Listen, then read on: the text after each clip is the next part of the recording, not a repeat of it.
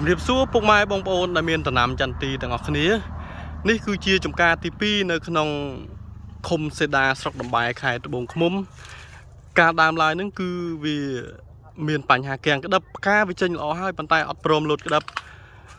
ម្ចាស់ចំការគាត់បានសម្រេចចិត្តផ្លាស់ប្ដូរមកប្រើផលិតផលរបស់ក្រុមហ៊ុន VKSN ដើម្បី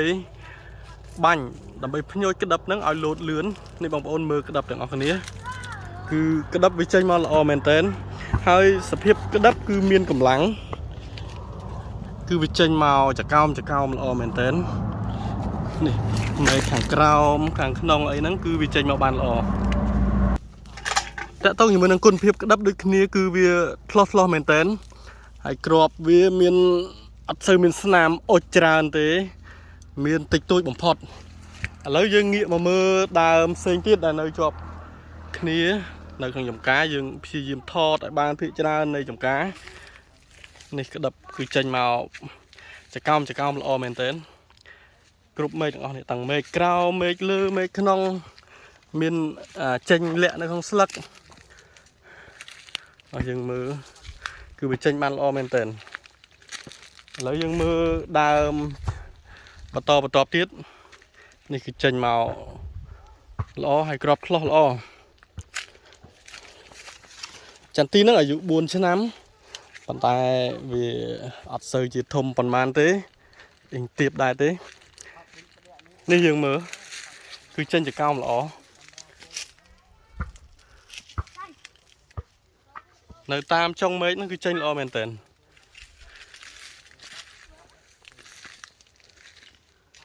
នេះក្តឹបវាចេញមកល្អ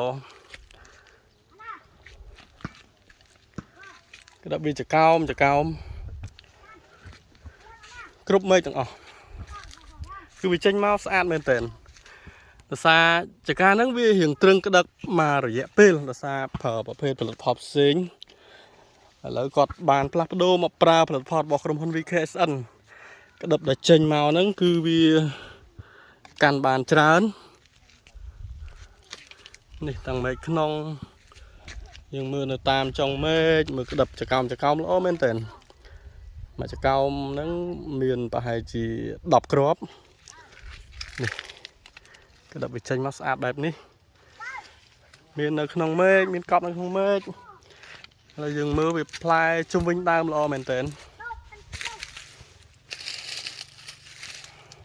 បងប្អូនអាចទស្សនាជាមួយនឹងការថតវីដេអូផ្ទាល់នេះក្របវាគឺឆ្លោះមែនតើហើយយើងប្រវល់មកមើលមកជុំនៃដើមយើងមើលនៅលើចុងមេឃបងប្អូនអាចសង្កេតនៅលើចុងមេឃគឺសិតតែក្តឹបចកោមដូចគ្នាគ្រប់មេឃទាំងអស់ថាមេឃតូចមេឃធំឥឡូវយើងមើលមកជ្រុងខាងនេះទៀតនេះក្តឹបវាចេញមកល្អបែបនេះនេះប្រវល់មកជុំសម្រាប់ដើមមកចំហៀងខាងនេះបាញ់មិញយើងថតមកចំហៀងខាងនោះតែចាក់ស្ដែងមកចំហៀងខាងនេះក្តឹបចកោមឡើងទុនមេឃយើងថតភាគច្រើននៃចកាយើងមិនមែនរើសតែដើមប្រហែលដើមដែលមានផ្លែច្រើននោះទេគឺយើងថតភាគច្រើននៃចកាយើងបានដើរបងប្អូនអាចសង្កេតមើលនឹងតាមដានទាំងអស់គ្នាបានហើយសំខាន់ជាងនឹងទៅទៀតក្តឹបវាអត់មានស្នាមអុចខ្មៅ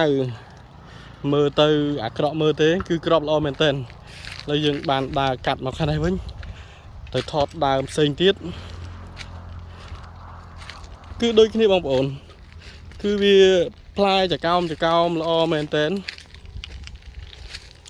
មិនថាកលុកកលៀតមេឃនៅតាមចុងមេឃយាធ្លាក់ដល់ដីគឺវាចេញល្អដូចគ្នានេះក្តឹបចកោមហើយផ្កាវានៅស្រស់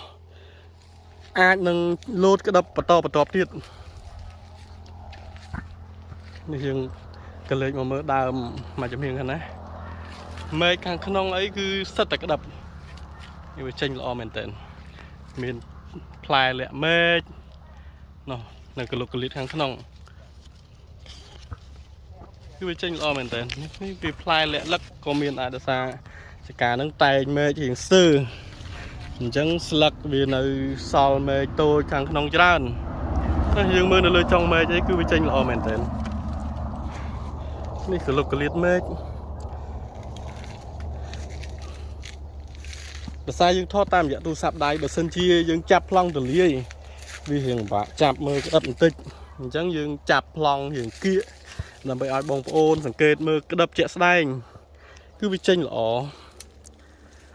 អូបច្ចៈតកតងជាមួយនឹងថ្ងៃខែដែលយើងបានចុះឥឡូវហ្នឹងគឺថ្ងៃទី5 ខែ 2 ខែកុម្ភៈឆ្នាំ 2024 នៅក្នុងឃុំសេដានេះគឺជាចំការទី